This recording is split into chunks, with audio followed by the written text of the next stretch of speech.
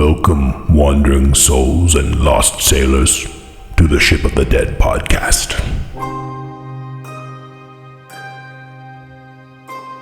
Welcome aboard, me hearties, to the Ship of the Dead.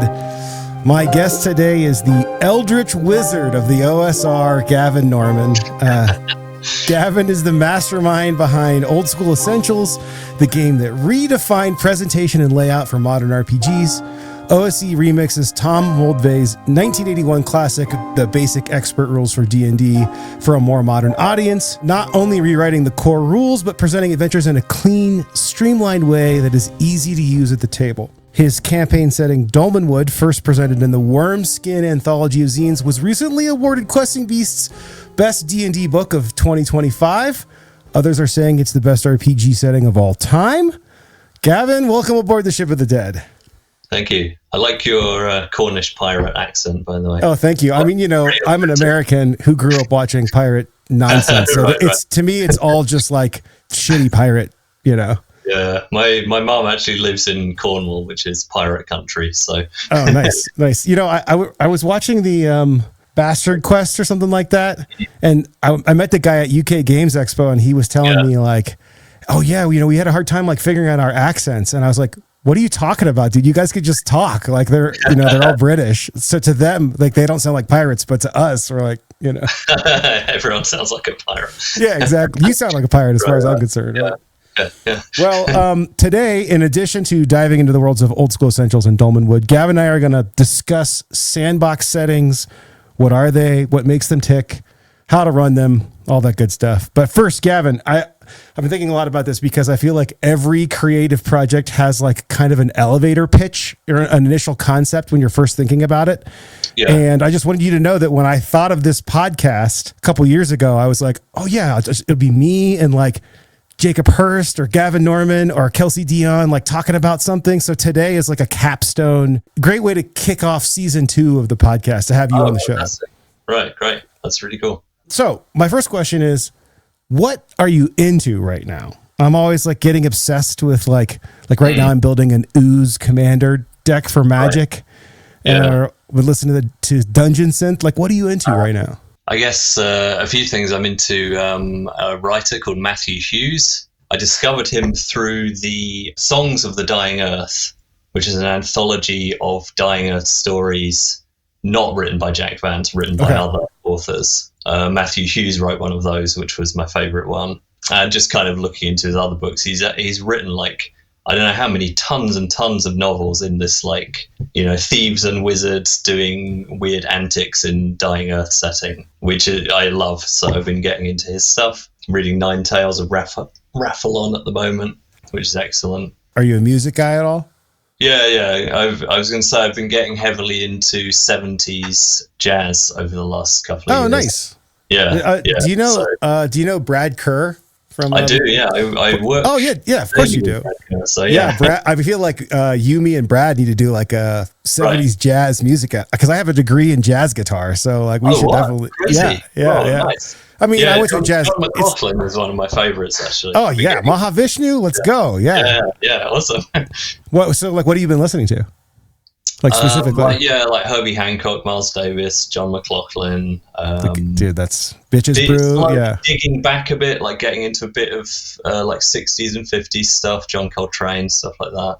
Awesome. I love Eddie that. Henderson. I do, just like listen to an album, look at the personnel on it, and then look up stuff they've done, and kind of go from there. There was definitely almost like a guild of like the top tier, fusion and like bebop guys, kind of. Yeah, cool. Can you share what you're working on? Yes, I can. Mostly, there's some things that are like too secret or nebulous to bother speaking about right now, but keep them under the hood. Yeah. I mean, we're like the main things we're working on are the OSE starter set, which is nearly finished. We still have to look into the exact like manufacturing specs. Can you give us like a rundown of what's going to be in that? Yeah, so the concept is it's like a 3-book set. So there'll be like a player's book with like a rules intro and a kind of like kickoff to the adventure. There'll be a referee's book with loads of referee guidance and a base town. And book 3 will be like the adventure book, like a big dungeon. Very cool. And the fun thing is, like, obviously between the base town and the dungeon, as we're designing them as a unit, there'll be loads of like hooks between the two. Yeah. So, and hopefully in the set there'll be like pre-gen cards and dice and this kind of stuff. Like probably some kind of poster map that you can fold out of the like town and stuff like this. So yeah, all the little add-ons. We just got our Pirate Borg starter set is about to ship. Cool. And is this Down Among the Dead? So it was in the Down Among the Dead Kickstarter, but Down Among the Dead is like an expansion book with like a bunch of big adventures and extra classes. Yeah, right.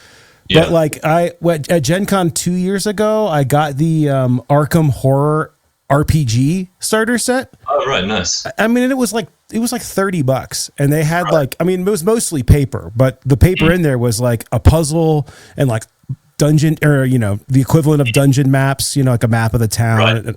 And I was like, dude, we could do this. And it was a lot of fun. I mean, I think starter sets are like, we really worked hard to make sure that ours was not like, I think when you get a D&D starter set, it's like you're not getting the full game and you kind of feel like, oh, you're just dipping your toes in. And we really worked hard to make sure that ours was like not overlapping adventure wise, but also you weren't missing anything. So it was fun to make, I guess. Right. Interesting. I think a lot of games are producing starter sets at the moment. I actually didn't know you had done one. We should have been talking about starter set design over the last year or so, but it was. I mean, we always joke because the adventure in it is called Trapped in the Tropics, and it's 60 pages, which makes it our biggest adventure. So it's funny that the 4-part booklet adventure in the starter set is actually, I have a problem with scope creep. I don't know. Do you struggle with scope creep or? Yes, Dolmenwood is as an example of. I was going to say like that book. With scope creep. Yeah, we're going to get there. I have a million. Yeah. I could probably talk to you all day just about Dolmenwood. No, but actually, our starter set adventure is similar. I think it's like, I don't know, 80 to 90 kind of keyed areas. Oh, nice. Which also will make it the kind of largest or joint largest official. Yeah, I mean, I think a good starter set contains everything that you need to get like a complete experience, right?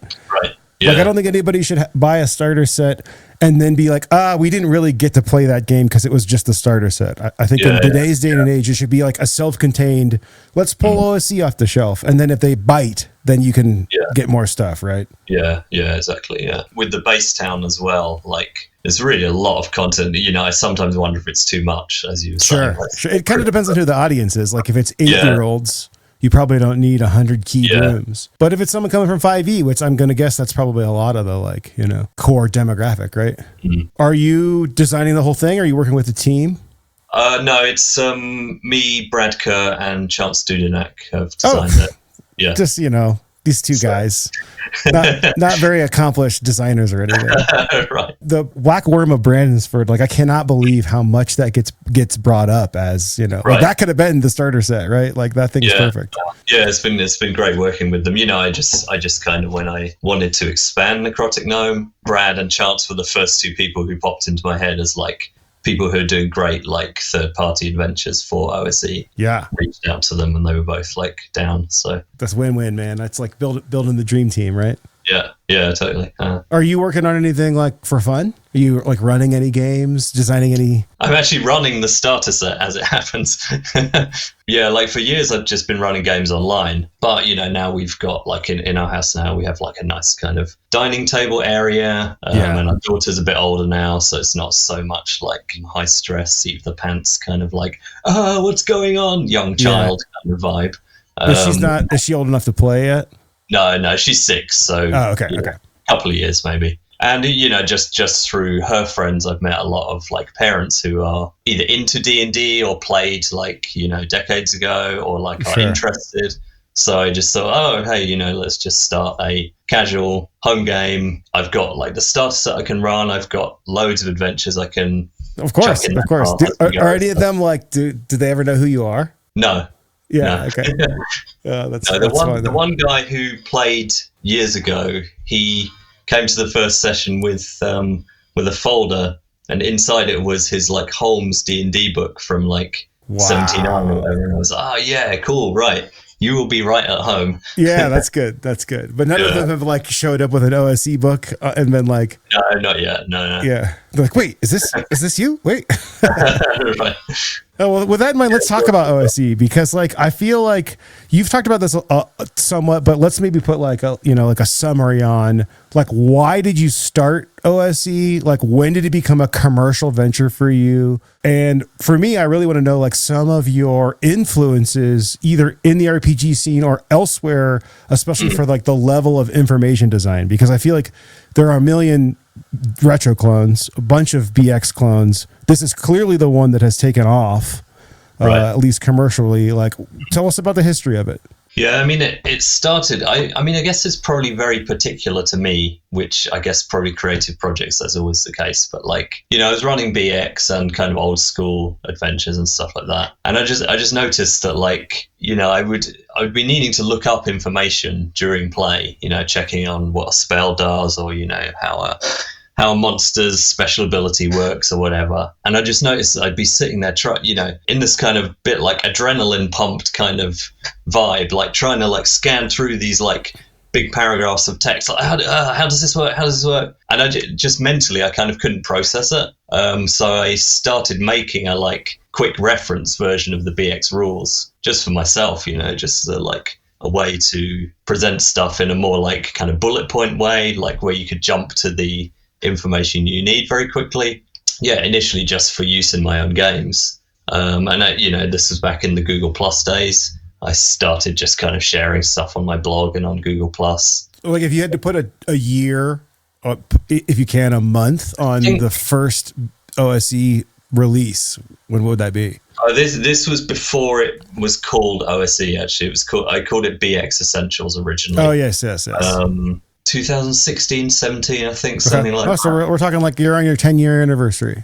Yeah, right. And yeah, a lot of other people were like, "Oh yeah, this is really cool. Like, I'd like a version of the game presented in this way as well." Yeah. So that inspired me just to keep going. And I don't know, it's a topic at the moment, isn't it? I've seen like Ben Milton's recent videos about like Yeah, for those visiting us from the far future or who just haven't heard about this topic, like Ben Milton released a video basically like comparing Goodman Games' design style to yours, to OSE's design style, and the difference between those two formats present. And it's definitely been a hot topic. It's been interesting to read. Yeah. I mean, my take on it is pretty chill, really. Like, I think they are both valid different ways of presenting information. Probably that suit different kinds of people, like. Yeah. I mean, I think to encapsulate my brain suits very broken down information. Yeah. I think to encapsulate the argument, if you will, the DCC style is like, hey, you're going to read essentially a narrative story of what might happen. And that story will stick in your head and you'll recount it at the table for your players. And adapt as need be. Whereas the old school Essentials style, and a lot of the OSR now is more like, here are the bullet points. You don't even have to technically even read this before. When they get here, tell them about these things. And if they ask about one, click the hyperlink with your brain to learn more, right? Yeah, exactly. Yeah. It's almost like a post web, post web design approach. That's an interesting way of putting it. Yeah. I mean, I guess for me, I find that I can't hold a lot of information in my head. So having it broken down like that, and this kind of like if then kind of, and this sort of nesting, that really helps me on the fly. I think the other big influence for me was that in my former career, I was a programmer and like a kind of team manager, and a lot of that was about documentation. So like writing technical documentation, explaining, what the code is, what we've written, so that future people can maintain it. So did you do any UX design? No, not UX specifically, but just the kind of technical documentation. Yeah. So I think that I was in that headspace of like information design anyway from that world. So I think that all fed into the kind of OSE approach as well. Were there any other influences? Like, I feel like for me as a post, like I started playing D&D for real in 5th edition, and I discovered the OSR via Andrew Kolb's Neverland book, my entry into the OSR, like I've had you and Jacob Hurst and all these other guys to like, Luca Ray, it's like, look at their information. Sean McCoy, for example, like you didn't have that. Were there influences that you were like looking at to how should this work? Or was it mostly just like, where the need led the design? I'd say on Google Plus, there was a bunch of us kind of discussing this kind of stuff in parallel. Like I think probably when I was first making BX Essentials, which became OSE, I think around then Sean was working on Mothership. The Black Hack was happening. Oh yeah, sure. Which is a similar kind of approach as well. Yeah, I literally have it within arm's reach, right? Oh, cool, nice. Yeah. So I think it was just something that evolved out of a discussion at that point, and we all started kind of exploring this kind of approach. Sure. And then it took, Nice. Well, cool. I mean, congratulations on the success from it. It's been cool to watch. I do have a question for you. Yeah.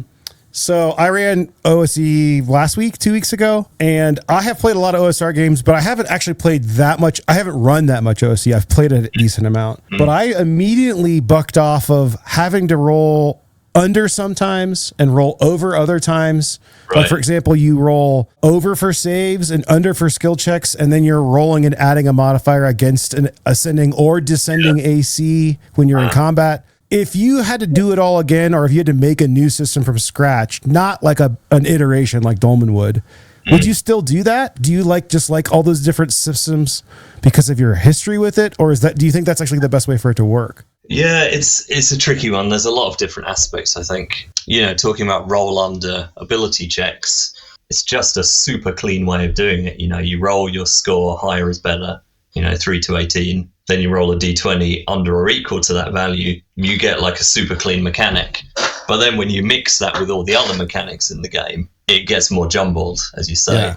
Like, why not have saves be roll under as well? Yeah, I mean, you could. Yeah, you definitely could do that. I mean, I think, isn't that how it works in maybe the Black Hack or I don't think there are light kind of OSR games? I think. Yeah, I don't think there are dedicated saves in Black Hack. I think it's just your stats. I'm not sure what I'm thinking of, if it's Knave or one of those, but I think there's some game that went completely roll under for everything. Black Hack is definitely all roll under. They just don't have a separate stat. Yeah. Okay. Right. Yeah. Yeah. I don't know. I mean, I do muse sometimes on could you make an old school game that was exclusively roll high, say, imagine just D20 roll high, but it maintained the same probability breakdown of everything. Yeah.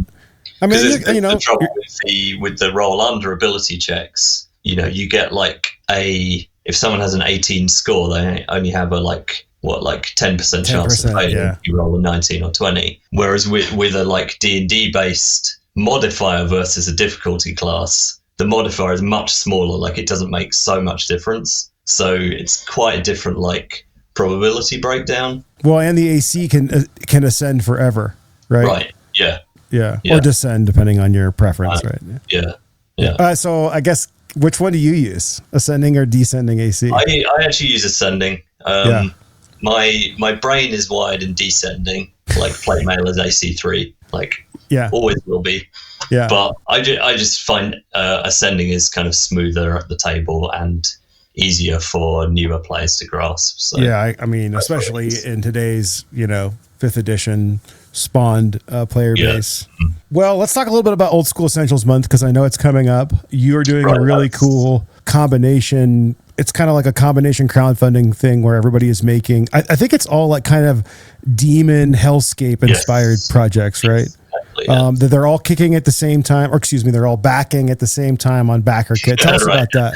Yeah, so that's the other kind of big thing we're working on at the moment. So that's in May this year, which is kind of creeping up scarily fast now. So fast. It was always it's next year, but now it's okay, there's only a few months away now. So yeah, it's going to be one of these BackerKit collaborative crowdfunders, like the Mothership month and the DCC Purple Planet and Mouserita month. So we're doing one for OSE. So the Anchor project, which is the project that we're creating at Necrotic Gnome and Exalted Funeral, is the Demonic Grimoire.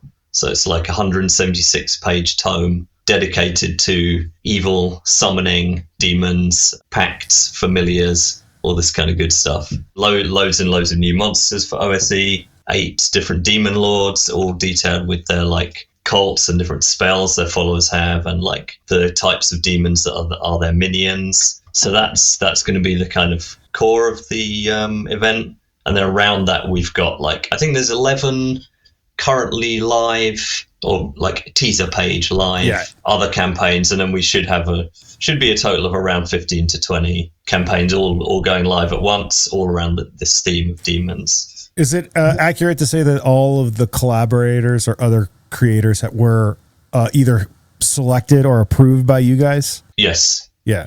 So a bunch of people we reached out to, like, hey, we're doing this thing. You know, you've done really cool third-party OSE stuff. Would you like to join us? A few people reached out, just having heard about OSE month, and we get people to submit a pitch basically and kind of discuss. I mean, I immediately was like, oh, I got to do this, and I was like, nope, I got to stay on track. Right, yeah. Can't be getting waylaid.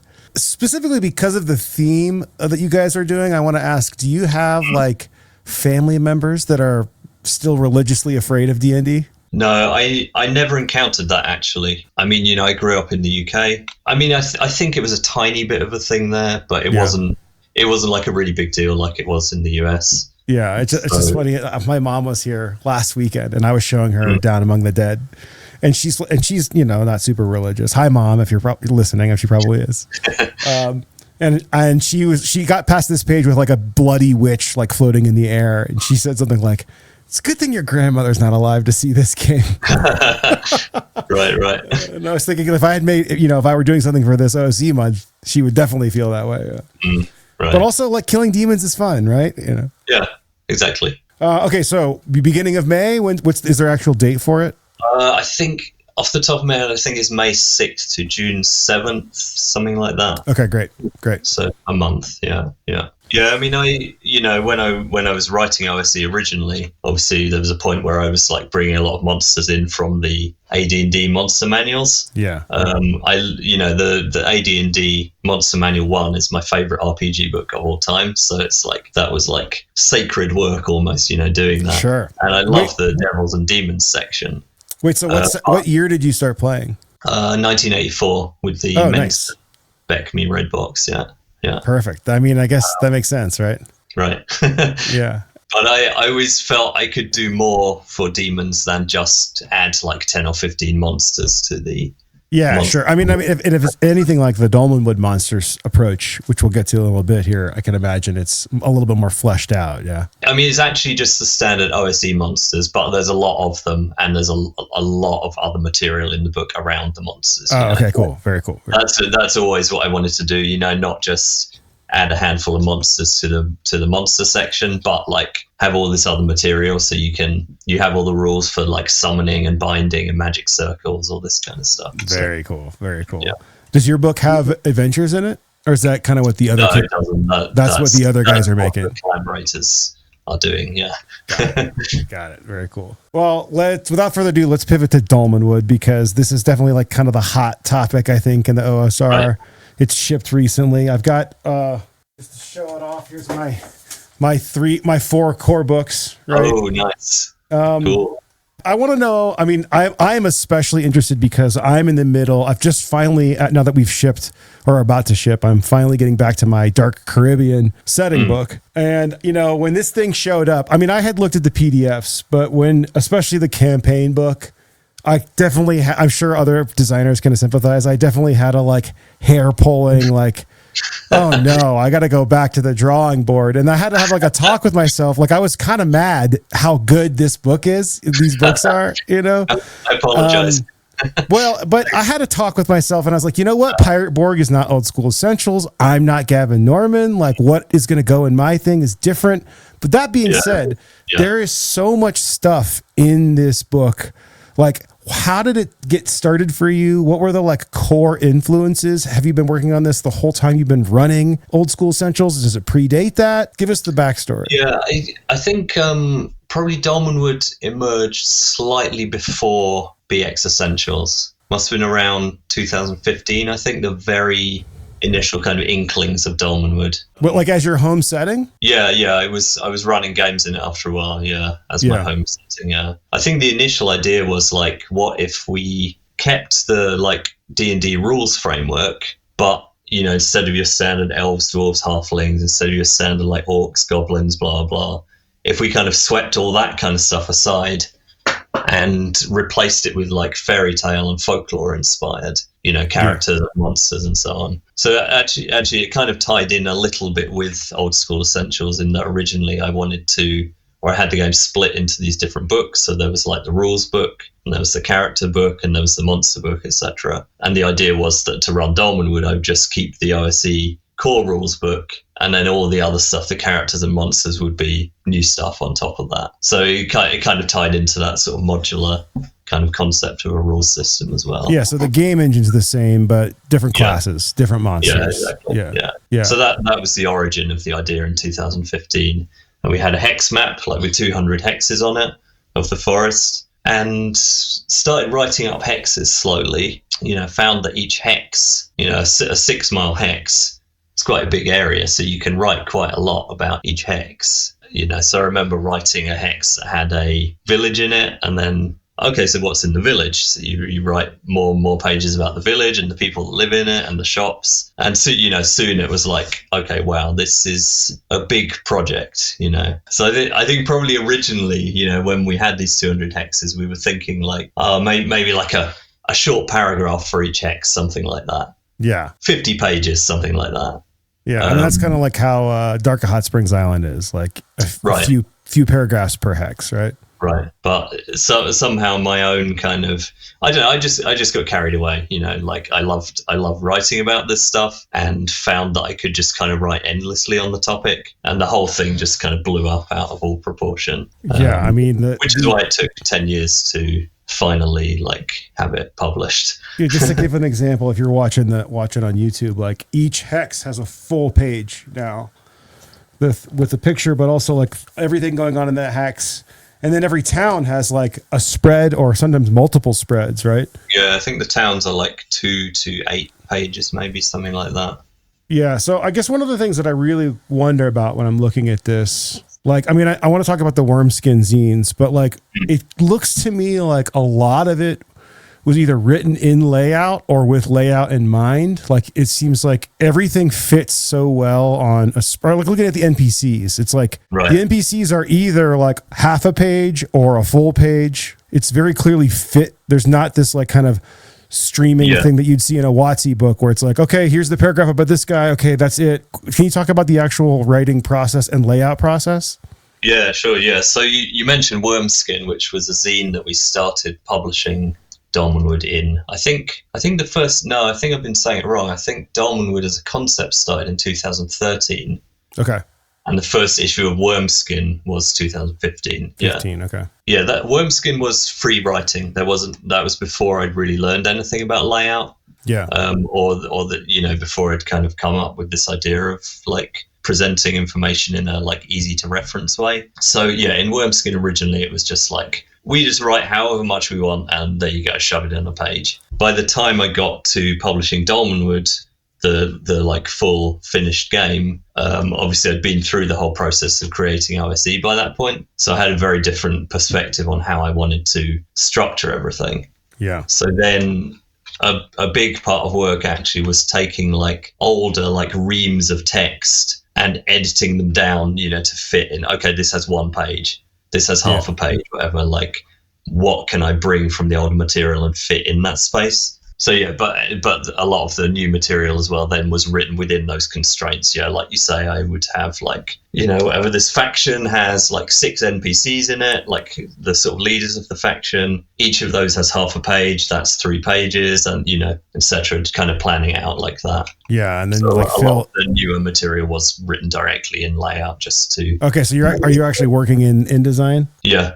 Directly, yeah. I mean, most of the writing I do personally, I just write directly into the layout. Yeah, when I tell people I work in InDesign, they'll be like, sometimes we're working on getting a proofreader for something, and they'll be like, "Well, send me the like Google Doc." I was like, "Dude, this is like a Morkborg. It's a Morkborg hack." No, it got written around the art, Yeah. For me, that's been an interesting thing working more with other writers now. With Brad and Chance, that like obviously if I'm writing stuff for myself, I go straight to InDesign. But as a collaborative tool, that's not that's not so good. Like, yeah, it's tricky. So we are using Google Docs, and then we have a process where they'll say like, okay, it's finished. I'll like bring it into layout, and then I'll say, this needs to be cut a bit, this needs to be expanded a bit. So we have this kind of iteration kind of process now. So do you find that process to be rewarding or troublesome, or both? I mean, I love working with other writers, absolutely. But that process of the bouncing back and forth from layout is like, I wish there was a smoother way to do that. Yeah, it's not like you can just see immediately if it was overrunning or underrunning or whatever. Yeah, when you're working on it, you can be like, that word can be this word, no problem. Yeah, so you don't edit their text. I edit, and we have an editor we work with as well who goes in. Very cool. So, I hope you're enjoying my interview with Gavin Norman as much as I did. Do yourself a favor, definitely go pick up Dolmenwood. It's absolutely incredible. Next episode, I sit down with the crew behind the Pirate Board zine Tales from the Locker, and we discuss what it takes to make and publish your own Pirate Board content. The full-length extended version of that episode is out right now on Patreon. Patrons also get instant access to thousands of battle maps, adventures, playtest content, and over 100 Foundry VTT modules. Check us out at patreon.com/Limithron. I want to talk a little bit about the specific influences for Dolmenwood. I mean, I think, some of them are kind of obvious, but one I really wanted to bring out was Over the Garden Wall. I had not watched this show, and Dolmenwood showed up within a week, maybe even a few days of Crooked Moon. I don't know if you know these guys, but the Legends of the Ventress guys. Right.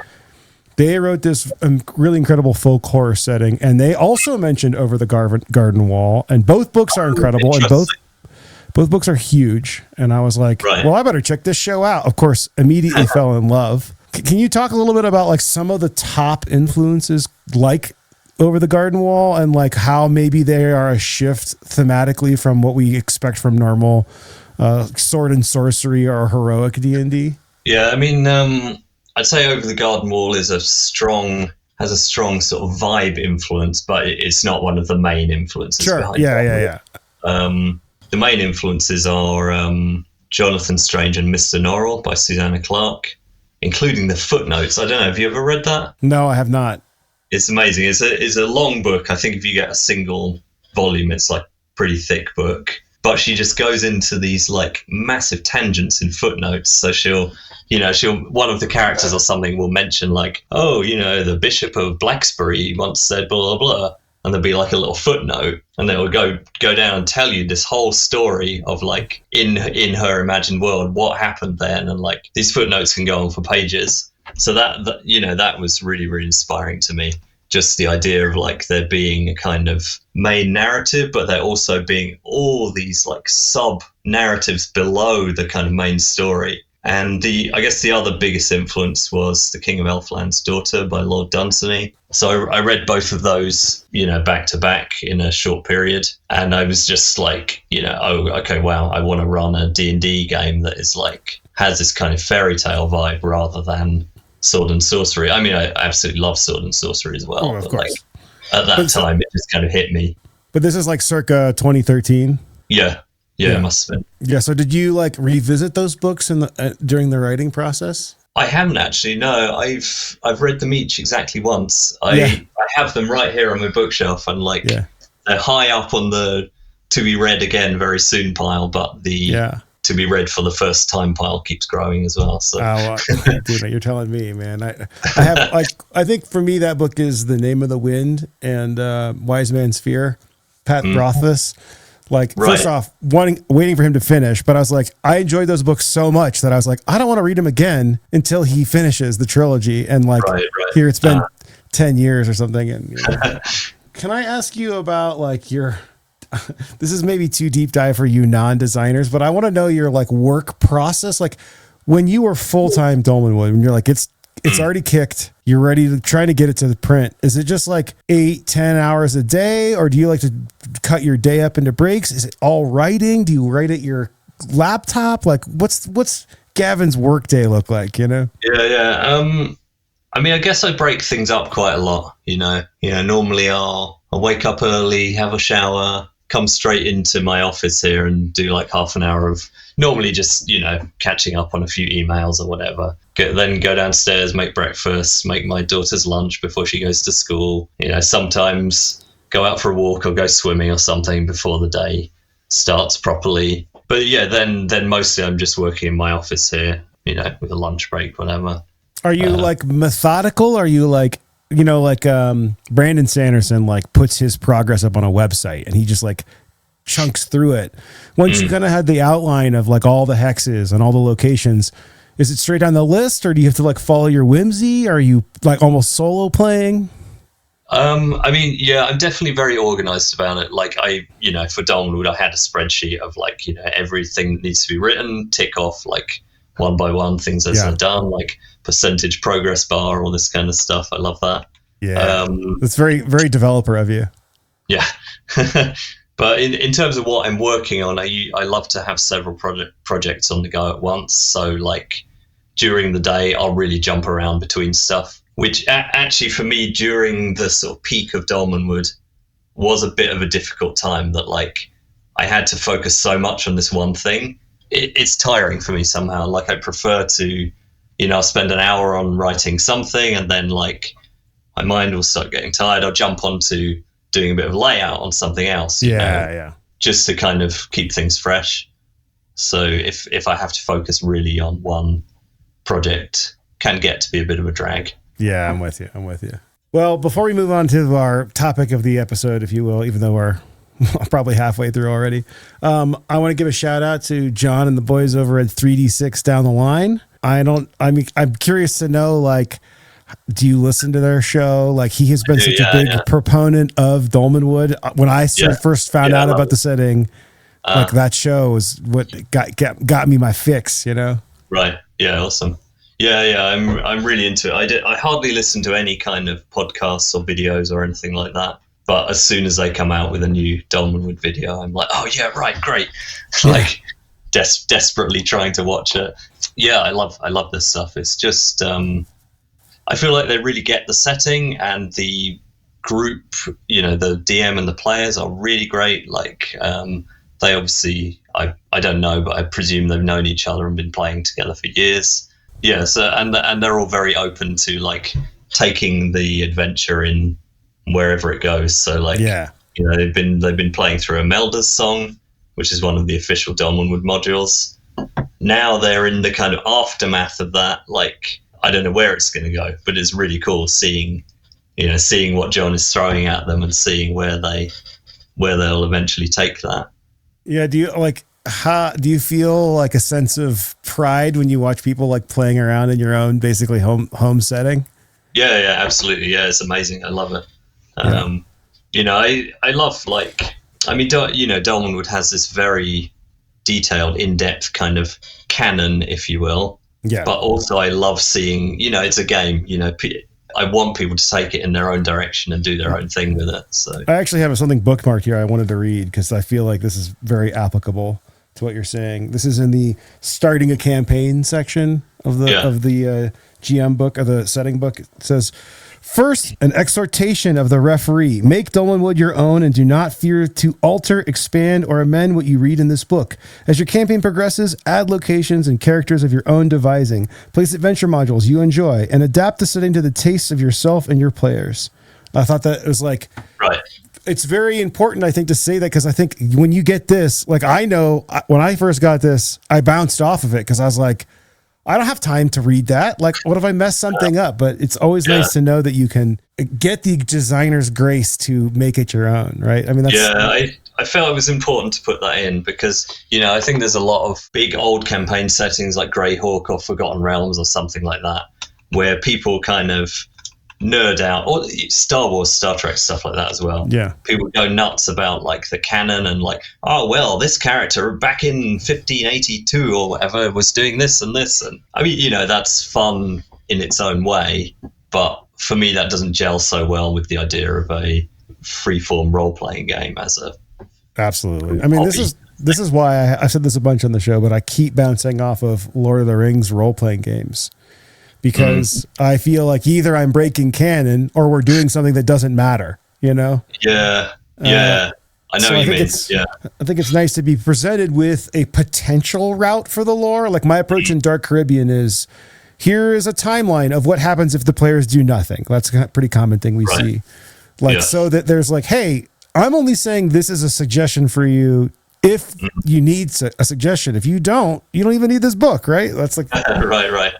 Just it's only there to help. Yeah. I think Lord of the Rings is an extreme case, isn't it? Middle Earth, that like it's so beloved and so saturated through so many kinds of media. Yeah, so many people have read the books and so on, seen the films. And there's a deep, I think it's hard to live appendix of dates and lore. And there's always somebody. I mean, as Stephen Colbert will tell you, there's always somebody who knows more lore than you, says the GM.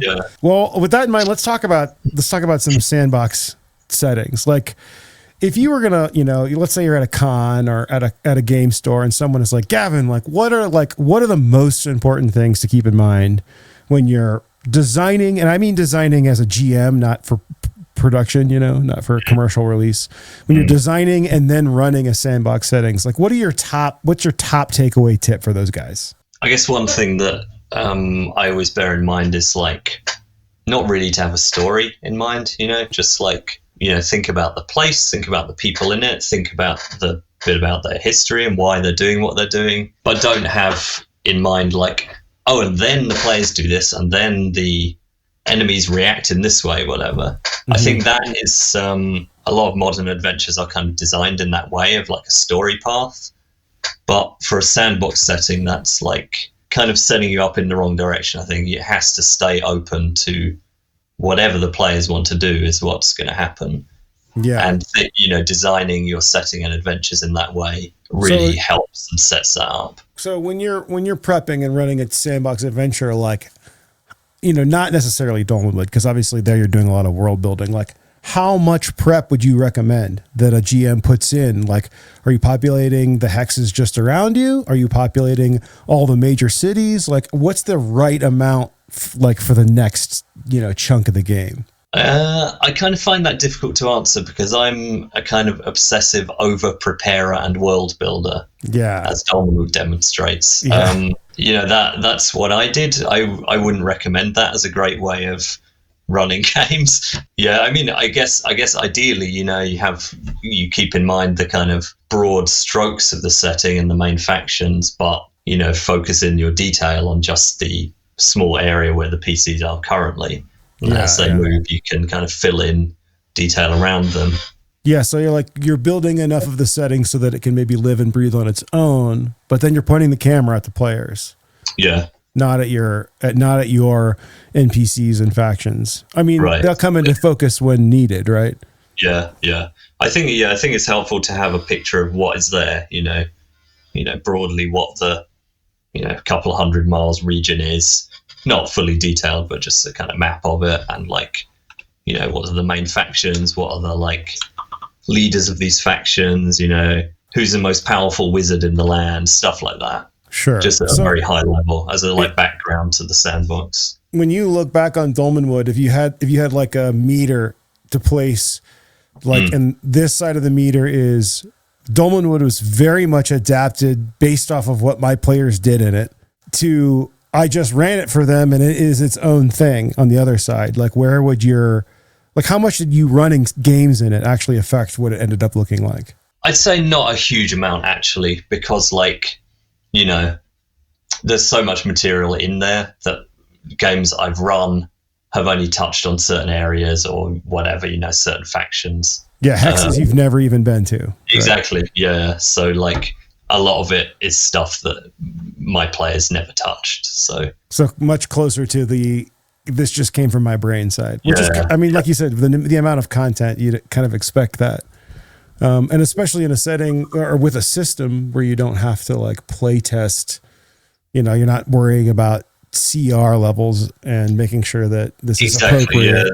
Yeah, that's a big advantage of an old school approach, that things aren't, players shouldn't expect things to be balanced. It's not like, oh, okay, we're 6 hexes away from the nearest town. That means this area should be designed for level 6 characters. We are level 5, so that would be too dangerous for it. Whatever. Like, it's it's just a world, and players can go where they like.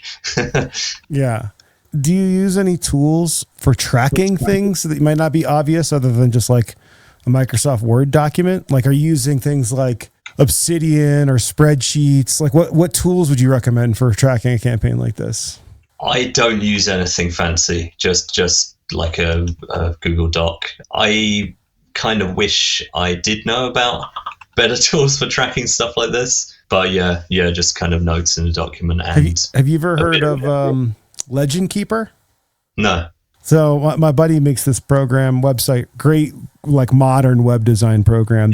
It's very map driven, but you can it's kind of like a wiki where you can place down a map and then drop pins that are articles, but then you can nest maps inside maps. So for Dolmenwood, you could have the hex map. Right. And then, when you go to Brackenwald or whatever, there you go to it, and then there's another map, and the pins, very cool way to do it. It's definitely you're at some point you're turning into a world builder, which of course is what you've done, right? I have wondered actually if there will be a future format that enables that more easily, because like it's something I always wonder about with any kind of written RPG setting or adventure. What are you supposed to do?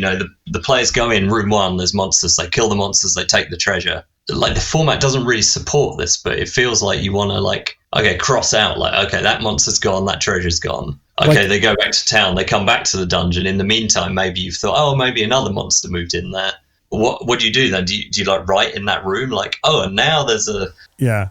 It's kind of a weird adaptive, the game is an adaptive world, but the format that we publish in currently, books, doesn't really support that. No, definitely not. I have wondered if there is another medium or format or something that might come to make that easier. Yeah, I mean, it'd be really cool if you could make an RPG. I mean, I would not say like a video game, because I still want it to be what it is. Yeah. But more of a wiki adaptive kind of, I mean, think when you play a video game like Baldur's Gate, there's a hierarchy decision tree that happens, and it'd be cool if designers could build it into a web page or something where if you make this one choice, all of these other dominoes flip in the adventure, you know? So then when you go to read what's going on at the big dark castle, events that have transpired previously, you don't have to read a bunch of information that doesn't apply anymore, That would be cool. But I think it's just like in any RPG, each decision is like a different multiverse, right? There's infinite possibilities. Yeah. What about factions? Are you doing any tracking factions? I mean, obviously there's a bunch of factions in Dolmenwood, but when you're actually running a campaign setting like this, are you tracking what the, Worlds Without Number, for example, recommend tracking jobs and activities that go on in these factions that have nothing to do with the players? Is that something that you're doing in your games? I haven't done that personally. I mean, normally what I do for factions is, again, just a combination of a Google Doc with notes on what they're up to, sure, and just kind of keeping it in my head.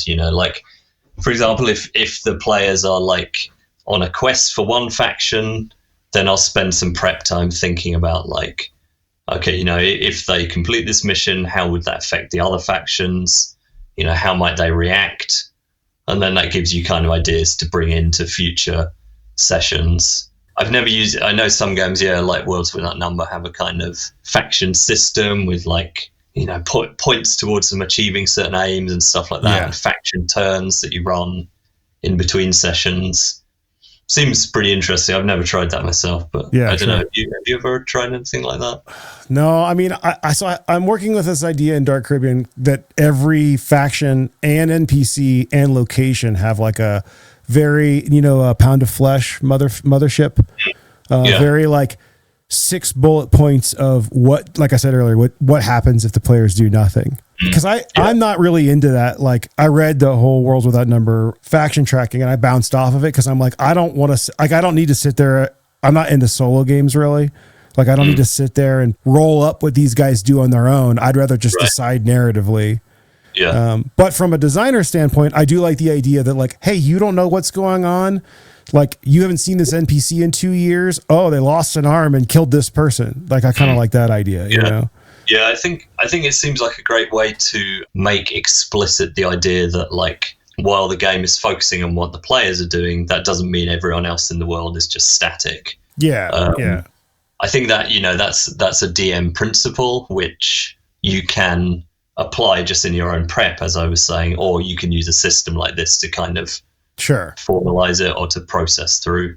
Well, and the system could totally be a springboard. I can totally appreciate that. And I think you want to be careful about going too far. Like you don't want the whole world to blow up without your players being involved. I mean, in some ways that's cool, but you know, every decision is like I said, is a different multiverse. So like if you're doing things without your players' input, they might, you know, I think it may be more, I like that if we're going back to this whole player agency thing and emergent gameplay, like I like the idea of that the choices that they're making have consequences. So like if they help this other guy dies, you know, that kind of thing. I really like that idea rather than more that like, oh, the world's happening without you. It's more like, oh, you made a choice in the world and it has consequences. Right. Yeah. Before we get to the Broadside Barrage, I wanted to let you know you can access an extended version of this episode with no ads or interruptions and over 15 minutes of additional conversation over on our Patreon. Patrons can download new episodes a week before they are public, plus they get access to hundreds of battle maps and unreleased Pirate Borg and Dark Caribbean content. Check us out at patreon.com/Limithron. Hold fast, wretched sailor. We brace for the Broadside Barrage. First system you ever played? Fighting Fantasy, if you include game books, shortly followed by Mensa, basic D&D, Red Box. Most recent system that you've played? Old School Essentials. Seems appropriate. Not Dolmenwood, though. No, I haven't run Dolmenwood for quite a while, actually. Yeah, you need a palate cleanser. Yeah, exactly. RPG you haven't played that you would like to try? I can be sycophantic and say Pirate Borg. Actually, I've never played any Borg game, so yeah. Oh, we got to play. Whenever you just say the word, we'll make it happen. Yeah, cool. Favorite OSR system or hack? What's not your own, let's say. I really like Swords and Wizardry. I'm looking forward to the new Osric. I haven't really properly checked it out yet. I was literally about to say, Osric 3 dropped. Yeah. I think there's last week. I love AD&D, but I don't love trying to play it, if you know what I mean. Like I love the books, so I think there's a lot of scope for like cleaning up the kind of rules presentation of AD&D. So excited to have a look at that. We kind of touched on this earlier, but album, band, or genre that you've been listening to? Anthology by Eddie Henderson. It's kind of a collection of like best of tracks from his like sort of more funk oriented like mid-70s stuff. Super cool. Okay, if you, Gavin Norman, were a character in Dolmenwood, what do you call it? Not race. Kindred. What kindred and class would you be? Oh, I would love to be a Bregel magician. Keep it classic. I love magicians, magic users, wizards of all kinds. That's always my favorite character.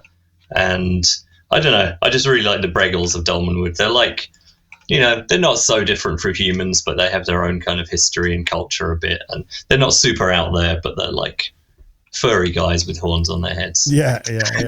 And, a Bregel wizard was pretty metal, Yeah. You can just see that on an album cover, Add an entry to the What's in the Cargo Hold of the Ship of the Dead D100 table.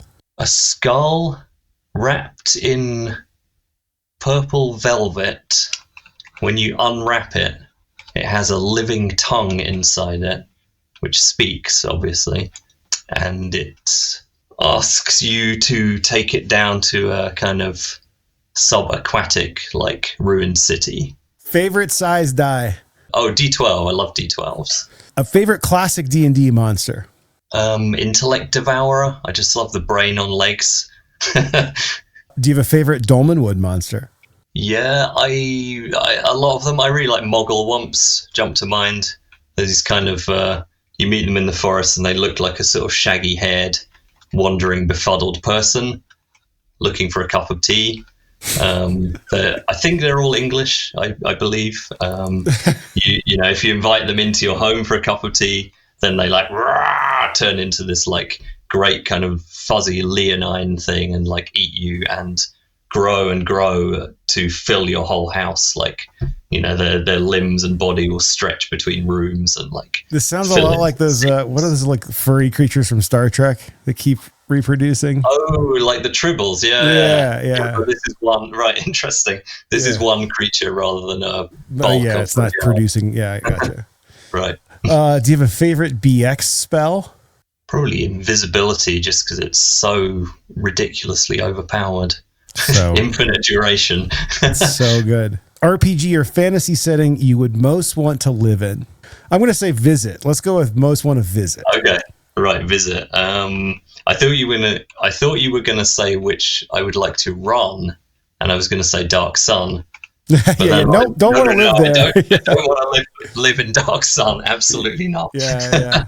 Fiction-wise, I would love to visit Middle Earth as a massive Lord of the Rings fan, just to see the place, you know. Or again, not somewhere I'd like to live, but like the Dying Earth, like Jack Vance's. Star Trek or Star Wars?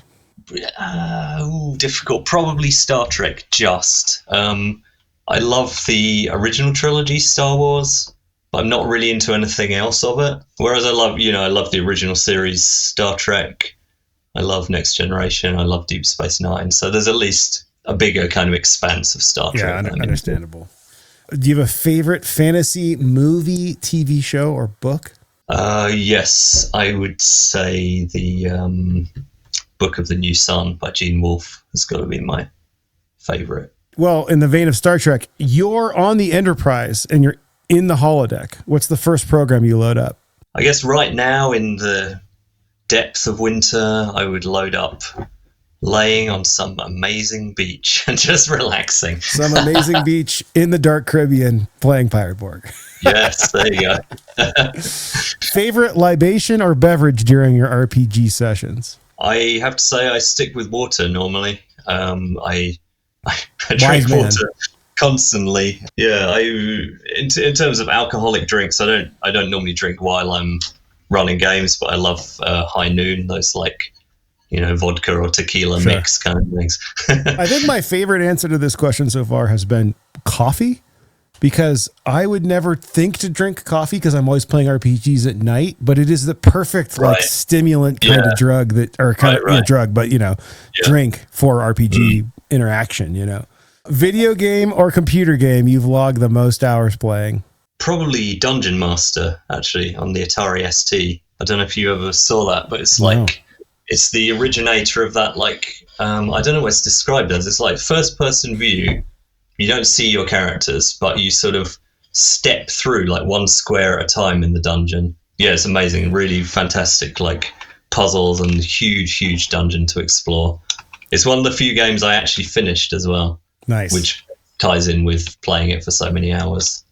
Well, thanks for coming on, Gavin. It's been great talking to you. What's the best place for people to find you on the internet? Necroticgnome.com. That's the easiest place. Then you'll find everything Dolmenwood and OSE related. You've been listening to the Ship of the Dead podcast. Email your questions, comments, and buried treasure tips to shipofthedead@limithron.com or drop them in the podcast channel of our Discord server. You can support the program, get early access to new extended episodes, and instantly download thousands of battle maps, assets, and adventures at patreon.com/limithron. Pirate Borg, my rules light, scurvy-ridden RPG, is available at pirateborg.com.